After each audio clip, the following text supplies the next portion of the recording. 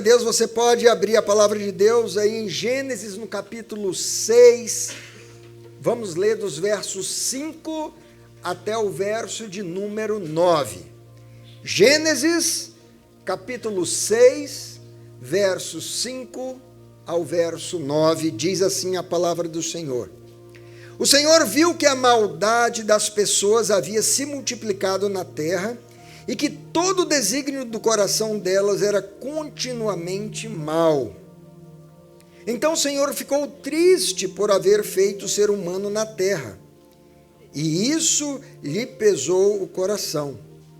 O Senhor disse: farei desaparecer da face da terra o ser humano que criei. Destruirei não apenas as pessoas, mas também os animais, os seres que rastejam e as aves dos céus, porque estou triste por havê-los feito. Porém, Noé encontrou favor aos olhos do Senhor. São estas as gerações de Noé. Noé era um homem justo e íntegro entre os seus contemporâneos. Noé andava com Deus. Glória a Deus. Eu não sei se você já se interessou em fazer um levantamento do histórico da sua linhagem, né? Uma pesquisa genealógica, procurando saber quem foram seus ascendentes, quem foram aqueles que serviram a Deus, qual o impacto que o testemunho de vida deles, a caminhada de vida deles com o Senhor, quanto isso impactou a sua vida, qual o testemunho que eles deixaram. Talvez você esteja aqui, você seja, quem sabe, a segunda, a terceira, a quarta ou a quinta geração de uma família de pessoas que serviram a Deus, que temeram a Deus. Ou talvez você está aqui, você é o primeiro da sua linhagem, que pela graça de Deus você foi alcançado e está aqui hoje servindo ao Senhor.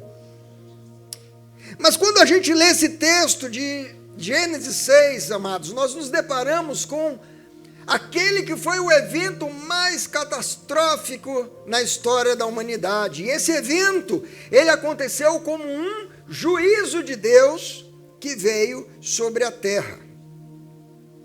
Então, por que o Senhor tomou uma decisão tão forte, tão séria, um juízo tão severo que veio sobre a humanidade? Se você voltar ao capítulo anterior, ou os capítulos anteriores, capítulo 4, capítulo 5, nós vamos poder entender um pouco melhor o que levou ao dilúvio. Mas o capítulo 4 vai falar, por exemplo, da linhagem de Caim. Caim foi aquele filho, o filho mais velho de Adão e Eva, que se rebelou, né? A Bíblia diz que ele era do maligno, ele acabou matando o seu irmão, e ele saiu, foi andar longe da presença de Deus, e ali ele gerou uma descendência.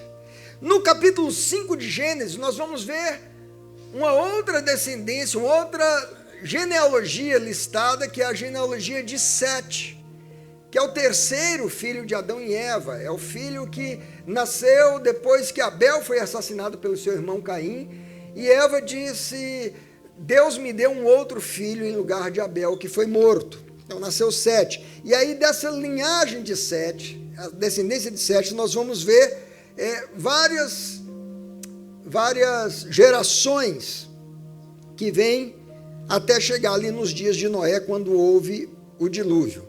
Então eu queria contextualizar vocês, antes de a gente falar sobre essa ênfase nossa, né? A ênfase, o tema da nossa mensagem nessa manhã é exatamente o tema de andar com Deus. E eu queria contextualizar vocês para que a gente possa entender o que significa andar com Deus, como Noé andou com Deus, fazer uma análise do que aconteceu antes do dilúvio, quando a Bíblia afirma que Noé andava com Deus. Então, veja só, no capítulo 5, queridos, há alguns capítulos da Bíblia que são interessantes. O capítulo 5 de Gênesis é um capítulo que é importante você ler com a calculadora do lado, fazendo as contas. E nós vamos falar de muitos números aqui. Mas se você lê com um olhar mais cauteloso, você vai descobrir muitas coisas importantes. E eu queria trazer algumas informações que eu nunca tinha percebido, mas preparando essa mensagem, fazendo umas contas ali, olhando para Gênesis 5, eu fiquei impressionado com algumas descobertas que a palavra de Deus nos traz. Então vamos lá. De Adão até Noé, nós vamos encontrar no capítulo 5 ali listadas 10 gerações. Só que essas gerações, as gerações pré-diluvianas, era formada, essa geração pré-diluviana era formada de pessoas que viviam centenas de anos. Eram homens centenários, né? Viviam séculos. E esse tempo de Adão até Noé cobre uma janela de tempo de 1056 anos. Então nós estamos falando, bem dizer, de 1 milênio, de Adão até Noé.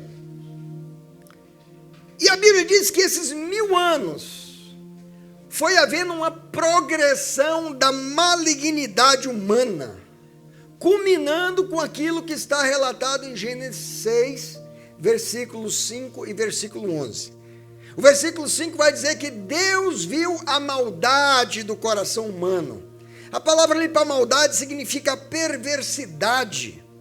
Que o ser humano, o coração humano estava corrompido, estava cheio de malignidade. E vai dizer que a terra estava corrompida e cheia de violência.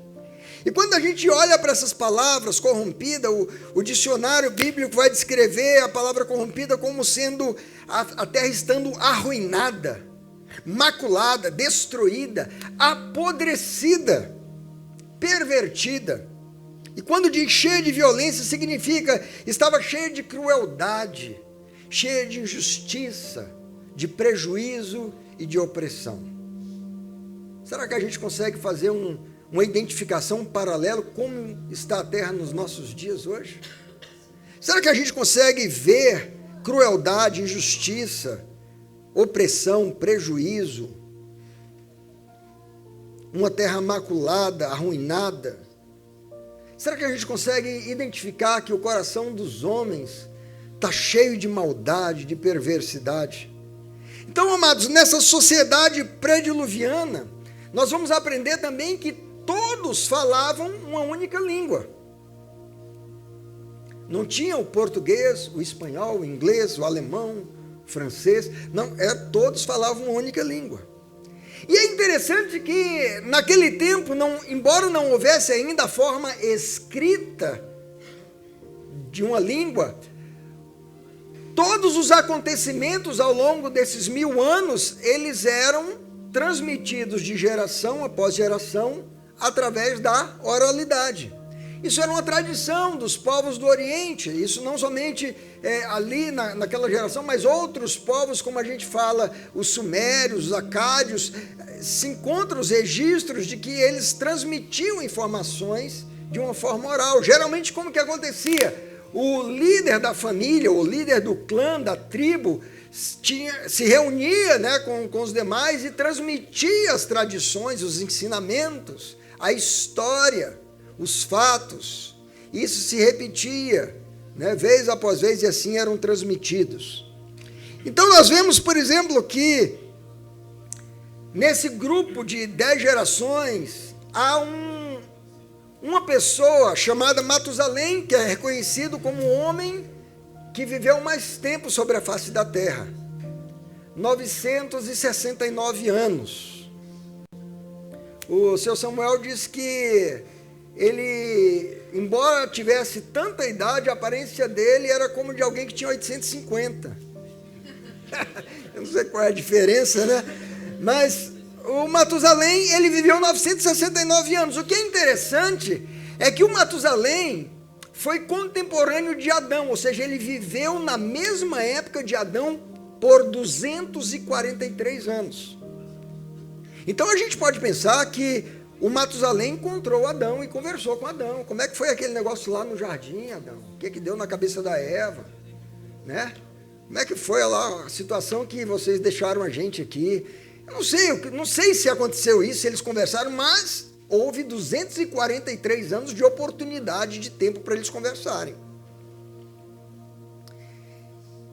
Além disso, o Matusalém conviveu com Noé 600 anos. Então você tem uma pessoa que conviveu 243 anos na mesma época de Adão e 600 anos na mesma época de Noé. Ou seja, Matusalém é um elo, é um link de informação tremendo entre a vida antes da queda no jardim até os dias de Noé com o dilúvio. Outra coisa interessante que eu descobri, quando a gente olha para essa genealogia, Adão gerou um filho que se chamava Sete. Sete gerou um filho e assim vai. Nós vemos que Adão viveu até os 56 anos da vida do pai de Noé, de Lameque. Pode pensar, uma coisa interessante como essa? Ou seja, Adão morreu cerca de, não muito tempo antes do nascimento de Noé. Se não me engano, 150 e poucos anos. Agora, se a gente olhar essa genealogia no sentido contrário, reverso de Noé para o início, Noé nasceu no ano de 1056. E ele ficou vivo até o ano 2006. Noé foi contemporâneo de todos os que vieram antes dele, exceto de Adão, Sete, o filho de Adão, e de Enoque, porque Enoque viveu menos tempo, visto que foi arrebatado, foi levado pelo Senhor. Mas todos os demais ascendentes de Noé, ele teve tempo de conhecer. Ele viveu no tempo que era suficiente para ele conhecê-los. E aí, como ele só morreu no ano 2006, desde a criação, ele conviveu por 350 anos com as gerações pré-diluvianas. Poxa, 3 séculos e meio convivendo com aquelas pessoas que existiram antes do dilúvio. 350 anos. E depois do dilúvio, ele conviveu com 10 gerações. É interessante, porque Noé é a 10ª geração. Então ele conviveu 350 anos com as 10 gerações anteriores a ele. E depois dele ele viveu um tempo de vida que cobriu também 10 gerações. Por quê? Porque a vida depois do dilúvio, o tempo de vida das pessoas diminuiu. Mas ele conviveu até o ano de 2006. E é interessante que a geração pré-diluviana, ou as gerações pré-diluvianas com quem Noé conviveu até os dias de Abraão. Pasmem. Até os dias de Abraão.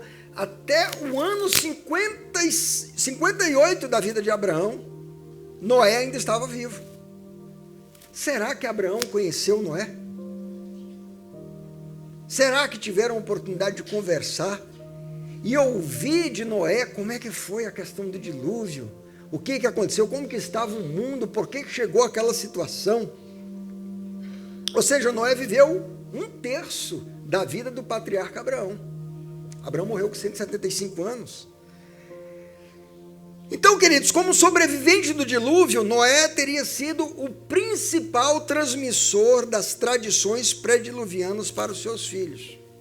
Porque, veja, o juízo de Deus que veio sobre a terra eliminou todos os seres humanos que havia sobre a face da terra, restando somente 8 numa arca. Então, toda a raça humana que vai surgir depois do dilúvio, vai surgir a partir dessas 8 pessoas. Então Noé, ele era o principal link entre a vida antes do dilúvio e a vida depois do dilúvio. A maior fonte de informações sobre o que foi a existência humana estava na memória daquele homem de 601 anos de idade.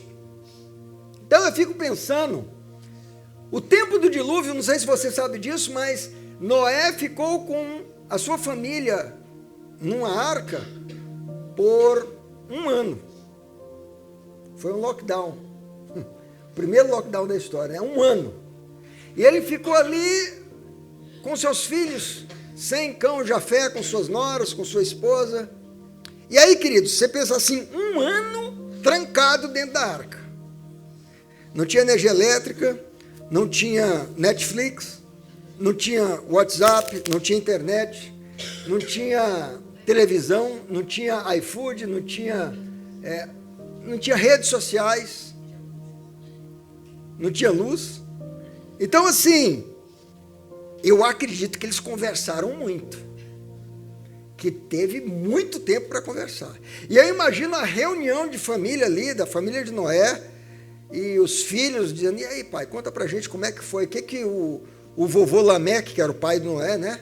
O que o vovô Lameque contou para o senhor lá sobre a questão da queda do Adão e Eva lá no jardim, no início, como é que foi? Pai, como é que foi o negócio da violência do Caim que matou o irmão, e depois aquele homem chamado Lameque se tornou violento e que também matou outras pessoas? Como que foi? Por que começou a haver tanta maldade, crescimento? O que estava acontecendo? E essas histórias iam se repetindo dia após dia, eles conversando, e eu acredito que ali naquele tempo Noé transmitiu muitas coisas aos seus filhos. Então, quando a gente chega no versículo 9 de Gênesis capítulo 6, a palavra de Deus vai dizer que Noé é descrito como alguém justo e íntegro, alguém que andava com Deus, sugerindo que ele era um guardião fiel, confiável das tradições dos seus antecessores, incluindo os relatos sobre a criação, o pecado de Caim, a retidão de Enoque. Depois do dilúvio, Noé é a principal e a mais completa fonte de informação sobre a existência humana. Então eu fico imaginando assim, Noé, a nossa ênfase está nessa pessoa de Noé, na mensagem dessa manhã. Noé andava com Deus. Noé sendo esse link, alguém que conviveu, que ouviu da história de 10 gerações antes dele, é alguém que conviveu com 10 gerações depois dele. Ele está nesse ponto do meio aí, e eu fico pensando, Noé impressionado com a história de algum dos seus ancestrais, porque nós estamos falando de 1000 anos, onde a perversidade, a malignidade, a corrupção, a degeneração, a inclinação para o mal, a violência, a maldade se multiplicou na terra, e eu fico pensando, Noé, talvez impressionado com algumas poucas pessoas, nesses 1000 anos de existência humana, que não seguiram esse fluxo de maldade, de perversidade, de corrupção. Então, talvez Noé, tendo ouvido todas as histórias, ele deve ter pensado sobre o filho de Adão, né?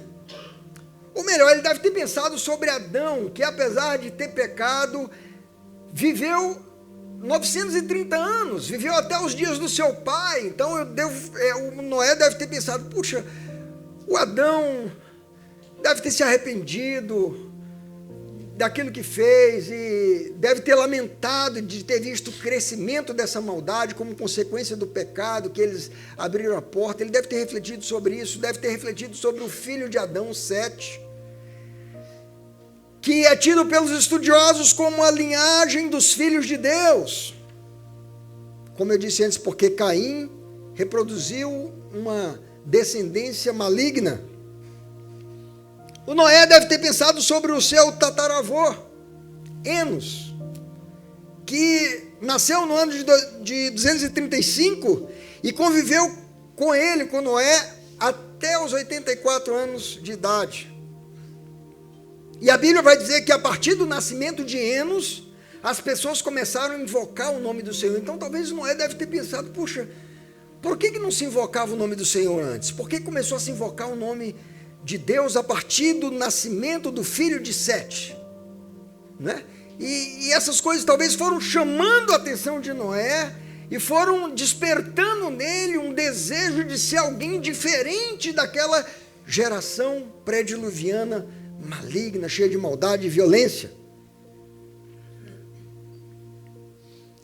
Ele ficou pensando no Enos, que nasceu e viveu até o ano 84 da vida de Noé, e esse Enos teve um filho. E quando esse Enos, ele estava com a idade de 752 anos, um evento que nunca aconteceu antes na história da humanidade, de repente acontece, e o filho de Enos, chamado Enoque, é arrebatado, não experimenta a morte, Deus o toma para si. Eu imagino que quantas pessoas conversando com Enos dizem, mas o que aconteceu? Porque o Enos estava vivo quando seu filho foi arrebatado. E eu imagino as pessoas conversando com Enos e querendo saber, puxa, por que o seu filho, né, qual era a diferença, o que houve na vida dele. Eu fico pensando no Noé, também ponderando sobre a vida de Enoque, que foi o filho de Enos, né, que foi o seu bisavô. Enoque foi o bisavô de Noé, que nasceu no ano 622, e a Bíblia vai dizer que Enoque foi um profeta. Vai dizer também que Enoque, assim como Noé, andou com Deus. Será que Enoque não foi uma grande inspiração para Noé? Porque a Bíblia diz que Noé andava com Deus. Mas antes dele, o seu bisavô Enoque andou com Deus. E a Bíblia diz que ele obteve o testemunho de haver agradado a Deus, e Deus o tomou para si. Então, isso deve ter provocado no Noé uma vontade de ter um relacionamento com Deus, que ele disse assim, puxa, o meu bisa era um homem tão temente a Deus, que tinha uma intimidade, um relacionamento tal com Deus, era um homem diferente dessa geração, cheia de violência, de corrupção, de perversão, era um homem que andava com Deus, e isso gerou um impacto tão grande que ele nem morreu, ele foi arrebatado.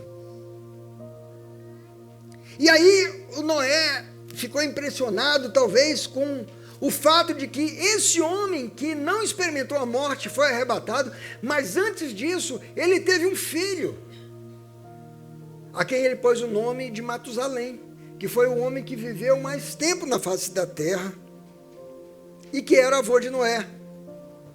Eu acho que o Noé chamava ele de vovô Matusa, porque eles, né, Matusalém viveu 600 anos da vida de Noé, antes do dilúvio. 6 séculos convivendo com o neto. É tempo pra caramba, hein, para mimar os netos, né? Então, o vovô Matusa nasceu ali no ano de 687, conviveu 600 anos. O Noé deve ter pensado, por que o bisa colocou o nome do vovô de Matusalém? Porque eu não sei se você sabe, mas o nome Matusalém é traduzido, tem o seguinte significado: a sua morte trará o juízo. Já pensou? Já pensou a chamada na escola? Professora fazendo a chamada para ver quem estava presente? Fulano de tal, presente, fulano de tal, presente. Quando ele morrer, o juízo virá, presente. Cada vez que alguém chamava o nome do filho de Enoque, as pessoas estavam fazendo uma declaração profética: a morte dele trará o juízo. A morte dele trará o juízo. Aí o Matusalém completa 100 anos, ela enche o bolo de velhinhas, 100 velhinhas. Aí 200 anos, e cada vez que estão cantando parabéns, parabéns, para aquele que quando morrer o juízo virá. Imagina a declaração profética, né? Ano após ano, um alerta para o mundo, porque Enoque, o pai dele, era profeta. E aí, o vovô Matusa, quando está com 869 anos, algo acontece. O neto dele, Noé, recebe uma orientação divina, dizendo: Noé, eu quero que você construa uma arca. Não sei se foi exatamente no ano 869, mas ele tinha mais de 869 anos. porque o que os estudiosos estimam é que a arca foi construída com menos de 100 anos. Então a gente não sabe exatamente a data, mas foi depois dos 869 anos de Matusalém. E aí o Senhor fala para Noé: Noé, eu quero que você construa um barco bem grande, uma arca, porque eu vou enviar as águas sobre a terra e eu estou triste de haver criado o ser humano. Porque a maldade do coração humano é tamanha, o ser humano só se inclina para o mal, e a terra está corrompida e cheia de violência. Então eu vou destruir tudo, Noé. Eu fico imaginando o Noé pensando no seu pai Lameque, que nasceu no ano 874 e conviveu com Noé até 5 anos antes do dilúvio, até o ano 595 da vida de Noé. E morreu com a idade de um número que tem um significado tremendo, porque foi 777 anos. 7 é considerado um número completo, um número perfeito, o total. Então ele morre com 777 anos.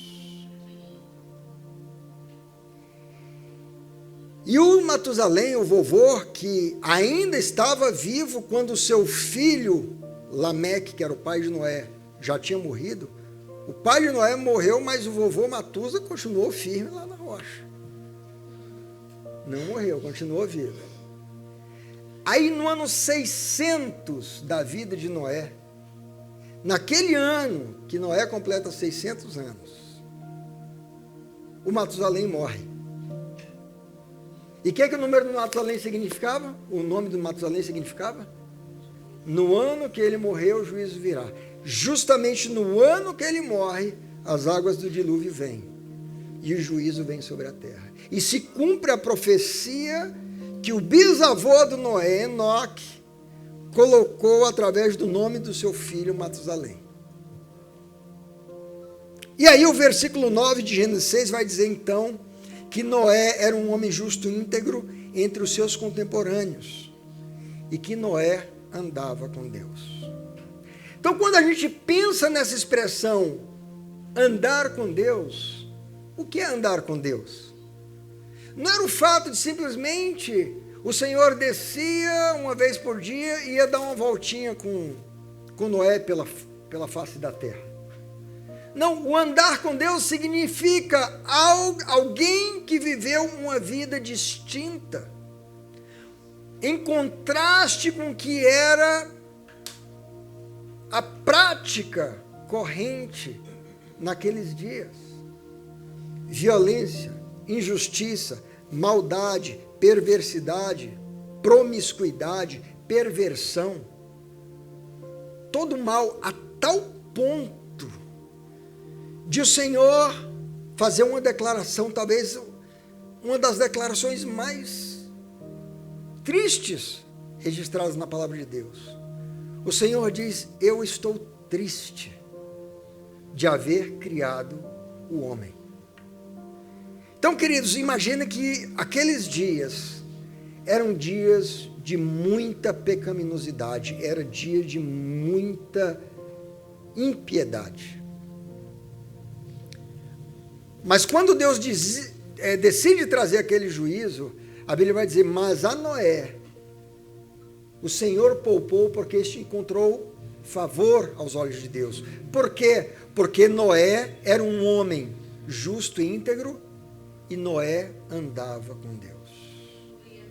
Então, andar com Deus, a gente começa a entender aqui, através desse contexto do que estava acontecendo, antes do dilúvio, que andar com Deus, a primeira lição que nós aprendemos, é viver de forma justa e íntegra, e em obediência, agradando a Deus. Nós vamos ver o link entre essa expressão andar com Deus e uma pessoa que tem um estilo de vida justo, íntegro, obediente, que agrada a Deus.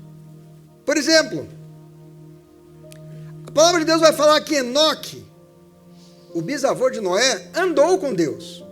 E quando fala que ele andou com Deus, vai dizer: e Deus o tomou para si. Mas Judas, lá no Novo Testamento, ele vai declarar, vai falar acerca de Enoque, que Enoque era um homem profeta, que profetizou que o juízo de Deus viria. E Hebreus vai falar que Enoque obteve o testemunho de agradar a Deus. Queridos, andar com Deus significa uma vida que agrada a Deus. É isso que vai distinguir a sua vida, a sua caminhada, o seu testemunho daquilo que é vigente na sociedade, porque nós estamos vendo o mundo com os valores completamente invertidos, distorcidos. Nós estamos vendo os governos e as leis humanas sendo aprovadas para favorecer aquilo que é anti-Deus, aquilo que é contra a vontade de Deus, aquilo que é contra os valores morais, éticos, que a palavra de Deus ensina. E a Bíblia diz que Deus é um Deus que se agrada da justiça. Então, se Enoque obteve testemunho de haver agradado a Deus, é porque ele era alguém que praticava justiça. Tanto que no nome do Filho, ele coloca uma declaração de que a justiça de Deus vai se cumprir. Será que nós estamos vivendo num mundo cheio de injustiça? A Bíblia vai falar de Abraão, Gênesis 17, 1. Quando Abraão tinha 99 anos, o Senhor lhe apareceu e disse: Eu sou o Senhor Deus Todo-Poderoso. Anda diante de mim e ser íntegro. Olha aqui, andar com Deus significa viver em integridade. É Deus que o chama para isso. Anda diante de mim e vive em integridade.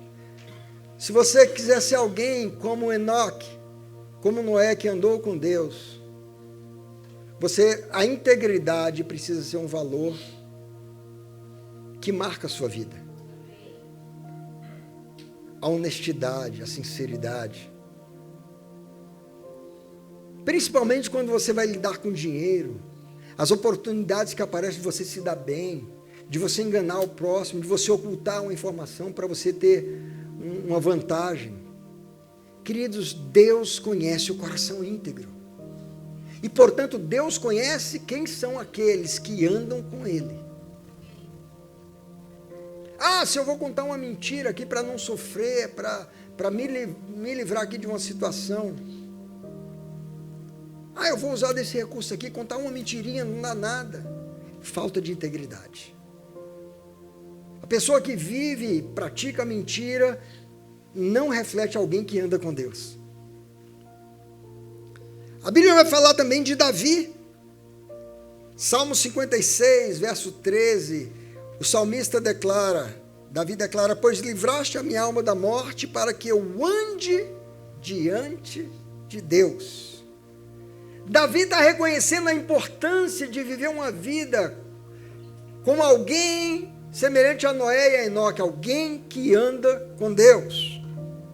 E Atos 13, 22 vai dizer assim que achei Davi, um homem segundo o meu coração, que fará toda a minha vontade. Então, andar com Deus significa alguém que está comprometido em abrir mão da sua própria vontade para fazer a vontade de Deus. Isso é andar com Deus. A Bíblia vai falar de Ezequias, capítulo 2 de Reis, capítulo 20, verso 3. Quando Ezequias toma conhecimento de que ele tem uma doença mortal, ele vai se voltar para Deus em oração e ele vai clamar ao Senhor dizendo: Ó Senhor, lembra-te de que andei diante de ti. O que Ezequias estava dizendo? Senhor, eu fui um homem que andou com o Senhor. E qual é a prova de que ele andou com Deus? Ele vai dizer na sua própria oração: lembra que andei diante de ti com fidelidade e coração íntegro. Não há como você querer ser alguém que anda com Deus se você não tiver um compromisso com integridade, com fidelidade, com agradar a Deus, com fazer a vontade de Deus. O Senhor fala através do profeta Miqueias, no capítulo 6, verso 8, dizendo assim: Ele já mostrou a você o que é bom. O que é bom não aos olhos do homem, mas o que é bom aos olhos de Deus, o que Deus declara ser bom, o que Deus chama de bom. Ele já mostrou a você o que é bom. E nós estamos falando que nos dias de Noé, o que reinava era o mal. A maldade havia se multiplicado. Então nós temos aqui um contraste entre o que Deus declara ser bom com aquilo que as pessoas viviam nos dias de Noé. E o Senhor vai dizer, e o que é que o Senhor pede de você? O que o Senhor espera de mim e de você? Se queremos ser pessoas que andam com Deus. Ele vai dizer que pratique a justiça, olha aqui a justiça, presente. Ame a misericórdia e ande humildemente com o seu Deus. Jesus, no Evangelho de João, capítulo 8, verso 12, ele diz, eu sou a luz do mundo, quem me segue não andará em trevas, pelo contrário, terá a luz da vida. Andar com Deus significa seguir a Jesus, seguir os passos de Jesus, fazer a vontade, aquilo que agrada ao Senhor Jesus. Gálatas capítulo 5, versos 16 e o verso 25 diz, digo, porém, andem no Espírito e jamais satisfarão a concupiscência da carne. Somos chamados para andar com Deus, andar em Espírito, andar com o Espírito. O Espírito com E maiúsculo, Espírito de Deus. O versículo 25, Gálatas 5, 25 vai dizendo, se vivemos no Espírito, andemos também no Espírito. Que o Senhor estava chamando Noé para andar com Deus, chamou Enoque para andar com Deus, chamou todos os homens para andar com Ele, mas nem todos aceitaram. As pessoas preferiam seguir um padrão de justiça, de maldade, de mentira, de engano, de corrupção, de satisfazer a sua própria vontade. Mas aqueles que querem andar com Deus, não vão satisfazer a vontade da sua carne, mas vão buscar satisfazer a vontade do Senhor. Colossenses 2,6 diz, assim como recebeste Cristo Jesus, o Senhor, assim andai nele. E ainda, o apóstolo João, em sua primeira carta, 1 de João, capítulo 2, verso 6, ele diz, aquele que diz que permanece nele, ou seja, em Cristo, esse deve andar como ele andou. Então, queridos, a primeira lição que nós aprendemos é essa, que andar com Deus significa uma vida comprometida com justiça, integridade, fidelidade, obediência e agradar a Deus. E o que a história nos mostra é que nem todos escolhem isso. Na verdade, poucos escolheram. Naquela sociedade de 1000 anos, poucas pessoas temeram a Deus. De tal forma que somente 8 foram salvas nos dias de Noé. Segunda lição que nós aprendemos aí é que andar com Deus leva a proteção e livramento de juízo. A Bíblia mostra Noé e Enoque como figuras do Antigo Testamento que apontam para um evento que vai acontecer, o arrebatamento da igreja. O arrebatamento da igreja é o que? É o livramento dos justos. Então, andar com Deus nos leva a um livramento de uma sociedade pervertida, de um mundo caído, de um juízo que virá. O arrebatamento é essa figura onde o Senhor sabe livrar os seus do momento da provação. O Enoque foi arrebatado para não ver a morte. O Noé com a sua família foi poupado, foi protegido numa arca, quando o juízo de Deus veio. Então, queridos, essa promessa, essa garantia de que quem anda com Deus experimentará proteção e livramento, é o que significa experimentar o descanso, o significado da palavra Noé. Quando Noé nasceu, ele recebeu esse nome porque disseram, ele vai nos dar descanso das obras que nós estamos vivendo nesse mundo caído e amaldiçoado. Então o arrebatamento da igreja vai ser essa entrada no descanso que Deus tem para nós, nos livrando desse mundo caído. Por isso que Jesus vai dizer assim, como foi nos dias de Noé? Comiam e bebiam, casavam-se e davam-se em casamento, até o dia que Noé entrou na arca com sua família, e as águas do dilúvio vieram. Então, amados, nós vivemos dias de violência, dias de homens com o coração continuamente voltado para o mal. Nós vemos esse conceito de livramento e proteção para com aqueles que andam com Deus, até mesmo no significado da palavra dilúvio. Eu estava estudando essa palavra dilúvio e o hebraico antigo, ele era escrito não na forma das letras hebraicas modernas, mas ele tinha desenhos, como era escrita lá do Egito Antigo. Então tinha aquelas figuras que eles usavam, juntavam figuras para expressar o significado de algo. E quando eu fui estudar sobre quais eram as figuras que expressavam a palavra dilúvio, eu fiquei impressionado com aquelas figuras que se transformaram nas 4 letras da palavra hebraica Mabu. A primeira dessas letras é um desenho que tem a forma de ondas de água, é a letra Mem, que significa um vasto fluxo de água capaz de produzir caos e inundação. É assim que está descrito lá pelos estudiosos. A segunda letra é Bet, significa casa, ou família, ou tenda, simbolizando um abrigo, uma moradia. A terceira letra da palavra Mabu é a letra Vav, que é o símbolo de um gancho, que significa aquilo que dá suporte. Era o gancho usado para montar uma tenda, para firmar uma tenda. Era aquilo que simbolizava a sustentação.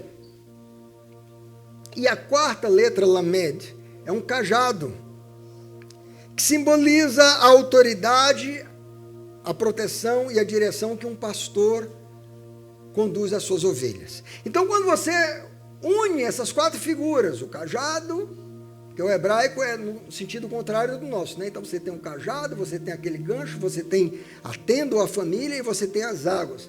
Você vai unir esses significados e você vai chegar à seguinte conclusão: a autoridade, dilúvio significaria então autoridade divina para sustentar e proteger e dirigir uma família em meio ao caos de águas turbulentas. Que tremendo isso, né? Terceira lição que nós aprendemos aqui com Noé, o homem que andava com Deus, é que essa decisão de andar com Deus, preste atenção nisso, isso é muito importante. É uma decisão individual. É uma decisão individual. Você não vai pegar carona na fé do teu marido, você não vai pegar carona lá para os venezuelanos é cola, né? Não vai pegar uma cola. Na fé dos teus filhos, do teu pastor. É uma decisão individual. Eu não posso garantir a salvação das minhas filhas, da minha esposa. Eu tenho que tomar a minha decisão de andar com Deus. Eu não posso obrigar, forçar ninguém a andar com Deus. Isso é uma decisão de cada um. Então fique pensando que quantos naqueles 1056 anos que antecederam o dilúvio ouviram os relatos de tudo que aconteceu, da violência crescente, da imoralidade, da perversidade, do agir de Deus durante aquele tempo, arrebatando Enoque, daqueles que começaram a invocar o nome do Senhor, daquele que recebeu um nome profético que anunciava um juízo vindouro. Pense em tudo isso e mesmo assim tantas pessoas escolheram não andar com Deus, mas andar segundo seus próprios pensamentos. Eu quero ler com vocês 2 versículos para nós terminarmos. Gênesis 5, 26. Nós estamos falando aqui dos filhos de Matusalém. Lembra que Matusalém é o avô de Noé? Então, o avô de Noé originou o pai de Noé, que é Lameque, mas ele não teve só um filho, Lameque. Ele teve outros filhos. E olha o que diz aí, Gênesis 5, 26. Depois que gerou Lameque, Matusalém viveu 782 anos. Então, depois do nascimento do pai de Noé, o avô de Noé ainda viveu 7 séculos. E vai dizer, e nesse tempo ele teve filhos e filhas. Quem são os filhos e filhas que nasceram ao longo de 7 séculos depois do nascimento de Lameque? São os tios de Noé. São os irmãos e irmãs de Lameque. Correto? Que eu acredito que tiveram filhos, que seriam os primos de Noé. Agora eu te pergunto, onde estavam eles quando as águas do dilúvio vieram? Onde estavam os tios e as tias de Noé? Certamente havia muitos vivos. Onde estavam eles? Quero ler um outro versículo, Gênesis, ainda no capítulo 5, verso 30. Agora falando os filhos que Lameque teve. Noé não foi filho único. Vai dizer, depois que gerou Noé, Lameque viveu 595 anos, ou seja, quase 6 séculos. E diz, e teve filhos e filhas. Quem são esses filhos e filhas de Lameque? Irmãos e irmãs de Noé. E eu acredito que esses irmãos e irmãs de Noé também tiveram seus filhos, que seriam os sobrinhos e sobrinhas de Noé. E eu te pergunto, onde estavam os irmãos e irmãs de Noé? Onde estavam os cunhados e cunhadas de Noé? Onde estavam os sobrinhos e sobrinhas de Noé, na época do dilúvio?